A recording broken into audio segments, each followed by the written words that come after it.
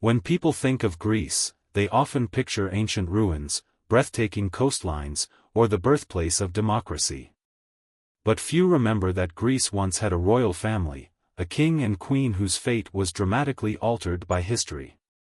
Today, we take a look at the extraordinary life of Queen Anne-Marie of Greece, a Danish princess who became Greece's youngest queen at just 18, only to face political turmoil, exile, and a lifelong struggle to reclaim her place in the country she once ruled. This is the captivating and often heartbreaking story of Greece's last queen. We must go back to 1946, the year Princess Anne-Marie was born into the Danish royal family. She was the youngest daughter of King Frederik IX of Denmark and Queen Ingrid, who herself was the daughter of the King of Sweden. As a member of the Glucksburg dynasty, Anne-Marie was connected to several European royal houses, sharing ancestry with monarchs across Scandinavia and beyond. She grew up with two older sisters, one of whom, Margrethe, would later ascend the Danish throne as Queen Margrethe II. Among the three princesses, Anne-Marie was often noted for her striking beauty and graceful demeanor, traits that would later capture the attention of a young Greek prince. At the age of 13, Anne-Marie's life took an unexpected turn when she had a fateful encounter that would shape her future. That year, the King and Queen of Greece paid an official visit to Denmark, bringing along their 18-year-old son, Crown Prince Constantine. The visit was diplomatic in nature, strengthening ties between two royal families that were already linked through generations of European nobility. However, for Constantine, the trip became personally significant. The moment he saw Anne-Marie, he was captivated. Young and full of admiration, Constantine found himself drawn to the Danish princess. However, in an era long before the convenience of the internet or instant communication, he had no easy way to express his feelings. Greece, located in southeastern Europe, was a world away from Denmark, which lay in the northwestern part of the continent. The physical distance between them made it difficult to stay in touch, and their vastly different lives meant that their paths might never cross again. At the 1960 Rome Summer Olympics, Constantine took on a symbolic and historic role, proudly carrying the Greek flag as the nation's flag bearer. Competing in the sailing event, he demonstrated his skill and determination on the water, ultimately securing Greece's first Olympic gold medal in half a century. His victory created a national sensation, and upon his return home, he was met with overwhelming celebrations. His father, King Paul I of Greece, personally led the welcoming delegation, and as Constantine rode through the streets in an open car, gold medal gleaming on his chest, he waved to the cheering crowds, cementing his image as a national hero. Despite the excitement surrounding his Olympic success, Constantine had not forgotten Princess Anne-Marie. In 1961, his family made another official visit to Denmark, giving him the long-awaited chance to see her again. At the time, Anne-Marie was only 15 years old, still a young girl, but their brief reunion left a lasting impression. 2 years later, in 1963, Constantine had another opportunity to visit Copenhagen. By then, Anne-Marie had matured into an even more elegant and graceful young woman, further strengthening the feelings he had carried for her since their first meeting.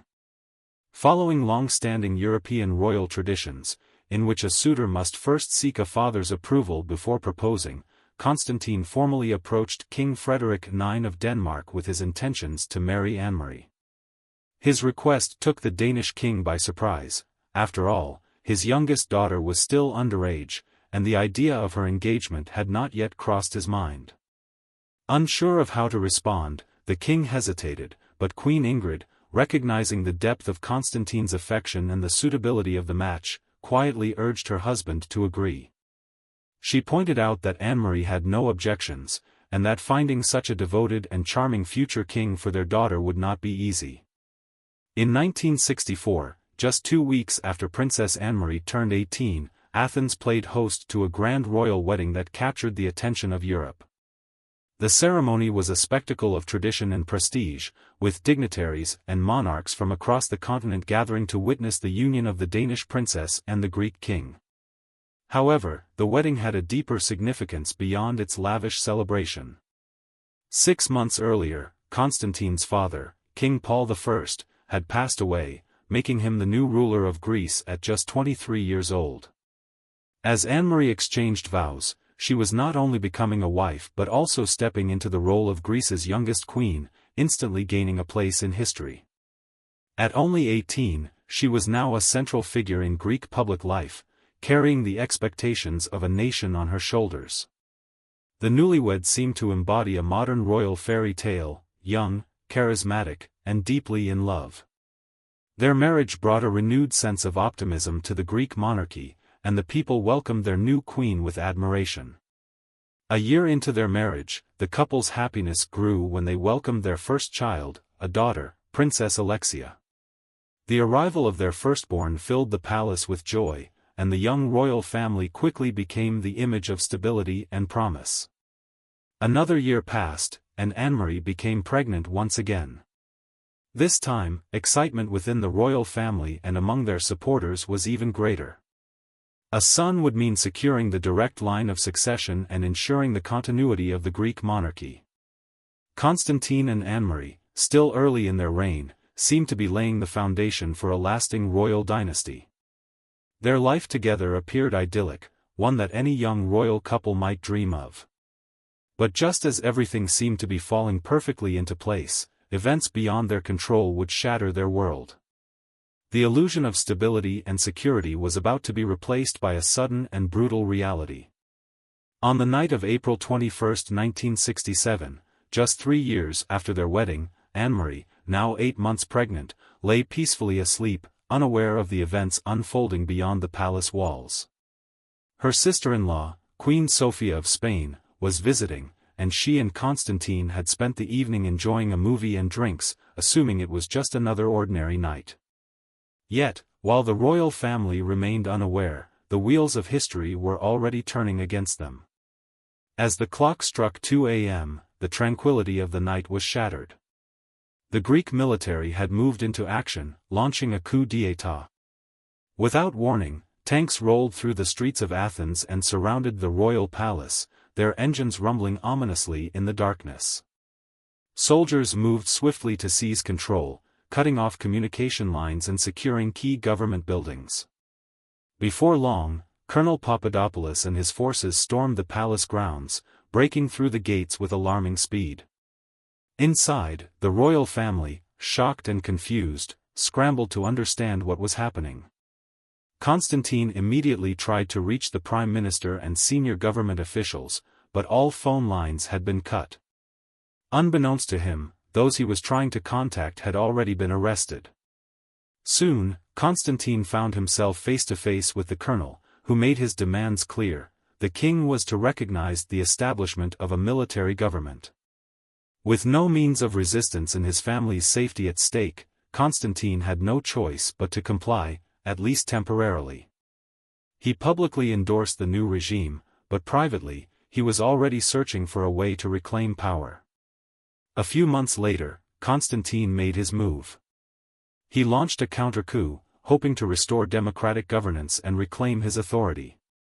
However, the attempt failed, leaving him in an even more precarious position.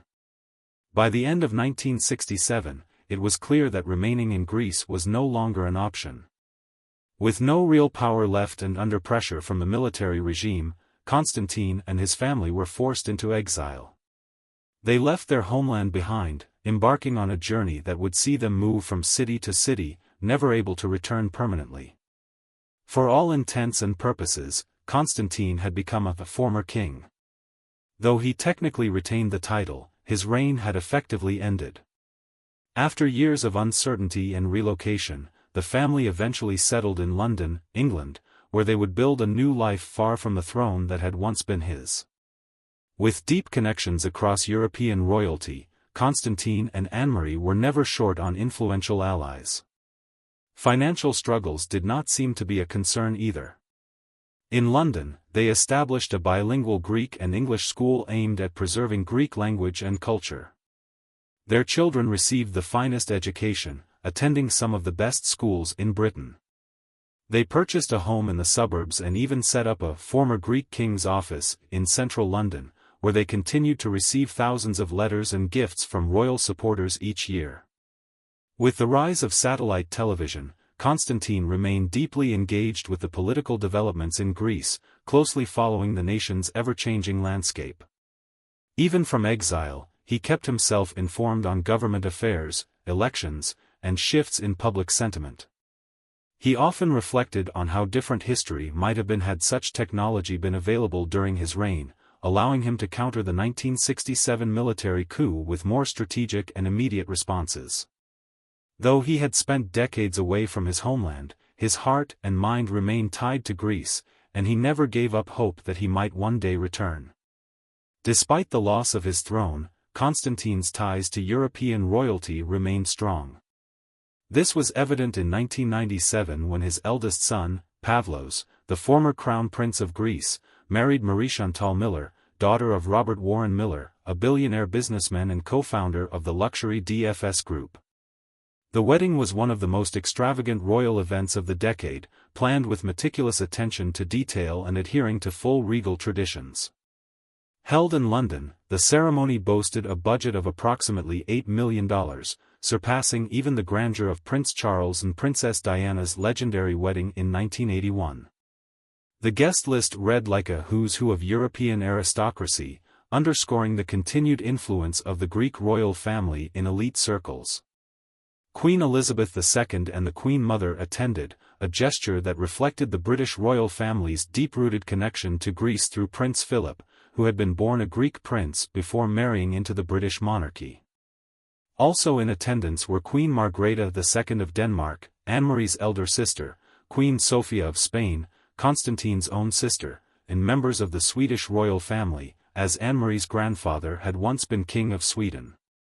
The event was not only a wedding but also a rare gathering of some of Europe's most powerful royal dynasties, momentarily placing the exiled Greek monarchy back into the spotlight.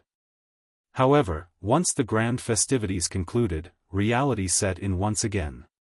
While their royal guests returned to their respective palaces and resumed their official duties, Constantine and Anne-Marie quietly retreated to their suburban residence in London, where they had spent the majority of their lives in exile. The stark contrast between the splendor of their son's wedding and the modesty of their everyday existence was undeniable. No longer rulers, they lived without a throne, without a kingdom, and without official recognition in Greece.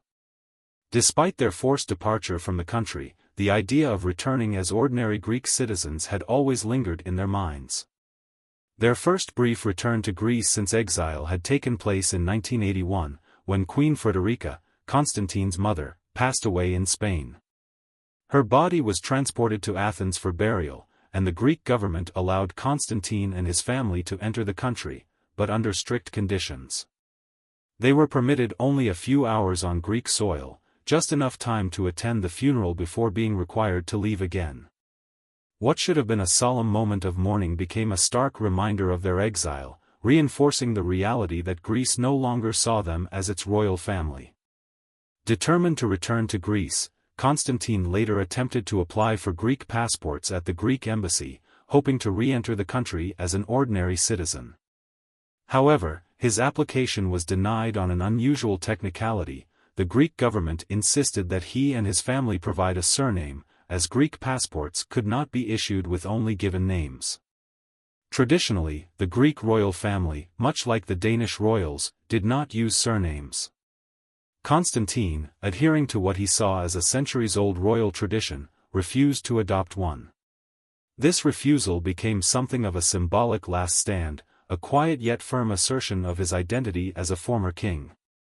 As a result, the Greek authorities did not issue them passports, and he and Anne-Marie continued to travel using their Danish passports, where they were still officially addressed as Your Majesty. In 1993, Constantine made an audacious move to re-enter Greece, this time, in full public view. He arranged for a high-profile return, inviting media outlets to document his arrival in real time. The plan was both strategic and symbolic. By making his return a global spectacle, he sought to emphasize that he and his family had every right to set foot in the country where they had once ruled. Their private plane landed in Athens, and from there, the entire family embarked on a luxurious yacht, sailing through the Aegean Sea. As they enjoyed the sea breeze, waving to people along the shore, they projected an air of ease and normalcy, as if they were simply a royal family on a leisurely vacation rather than former monarchs returning after 2 decades of exile. Their demeanor seemed to send an unspoken message: the past 20 years were merely a brief interlude, and Greece was still their home. After visiting Athens, they traveled to northern Greece, a region known for its strong monarchist support. There, royal sympathizers gathered in the streets to welcome them, eager to show their admiration. However, as news of their presence spread, government officials, who had been on summer vacation, scrambled to respond. Realizing the political implications of Constantine's return, they quickly took action. The Greek authorities issued eviction orders, making it clear that his presence was not welcome. What had begun as a grand homecoming ultimately ended in yet another forced departure. Under the watchful eyes of the global press, Constantine and his family were expelled from Greece once more. The message from the government was clear: regardless of his royal lineage, his place in Greece's future had no official standing. Unwilling to accept what he saw as unjust treatment, Constantine refused to let the matter rest. Determined to reclaim what he believed was rightfully his, he took legal action against the Greek government, filing a case with the European Court of Human Rights. His lawsuit demanded the return of private estates and landholdings that had once belonged to the royal family, property that had been confiscated after the monarchy's abolition. However, the Greek government remained firm in its stance, declaring that the return of these properties was not an option.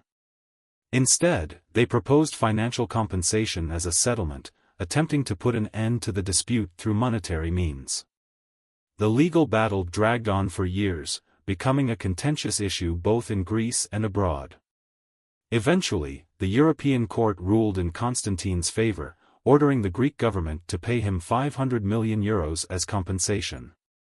However, the final outcome was far from what the former king had hoped. In the end, Greece only agreed to pay a fraction of the amount, €10 million. To make matters worse, the government made a pointed decision to transfer the payment from the National Disaster Relief Fund, a move that carried heavy political symbolism. By using money intended for disaster aid, officials seemed to suggest that compensating the former monarch came at the direct expense of the Greek people, further fueling public resentment. Rather than keeping the money for personal use, Constantine decided to channel it toward philanthropy. He established the Anne-Marie Foundation, named in honor of his wife, with the goal of providing aid to Greek communities in need. Through this organization, the funds were directed toward social welfare initiatives, reinforcing Constantine's continued efforts to maintain a connection with the country that had once been his home. By 2004, Constantine found himself back in Greece, this time, not as a ruler or an exiled claimant, but as a distinguished guest. As a long-standing member of the International Olympic Committee, he returned for the Athens Olympics, an event that held deep significance for both him and the nation. Decades earlier, he had won Greece's first Olympic gold medal in 50 years, and now he was witnessing the Games being hosted in Athens. Though the Greek government officially welcomed him, his presence remained a sensitive issue. While officials publicly acknowledged his contributions to Greek sports, there was an undeniable tension beneath the surface. Even so, when he appeared at Olympic events, he was still addressed as Your Majesty, a reminder that, despite his exile, his royal title had not been erased from international recognition. It wasn't until 2013, when Constantine was already 73 years old, that the long-standing estrangement between him and the Greek government truly began to shift. At the time, Greece was in the grip of a devastating financial crisis, and the government was preoccupied with economic survival.